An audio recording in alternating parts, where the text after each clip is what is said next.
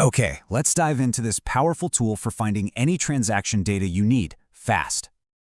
We've all been there, right? A customer has a question and you need an answer like now. Your journey starts right here, with the main Tell Me What You Want to Do search bar.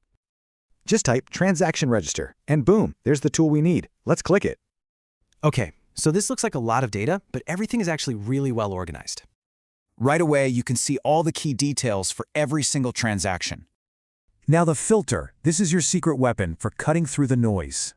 To get started, you're just going to click that little plus filter button right on the left. You can filter by almost anything. Let's try looking up a specific cashier's activity. So we'll pick Pause Terminal No, and then just choose our cashier T020. And just like that, the list instantly updates to show only their transactions. So cool. Okay, pro tip time. You can save your common searches for one-click access. You can even stack multiple filters to get super specific. It's super simple. Just apply your filters and then give your new view a name. And there it is. Your custom Cashier Elsa filter is now right there in your views list.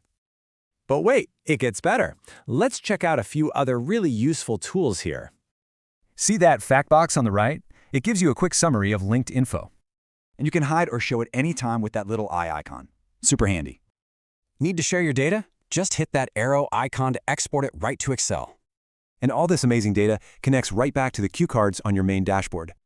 So, now that you're a data detective, what mystery are you going to solve first?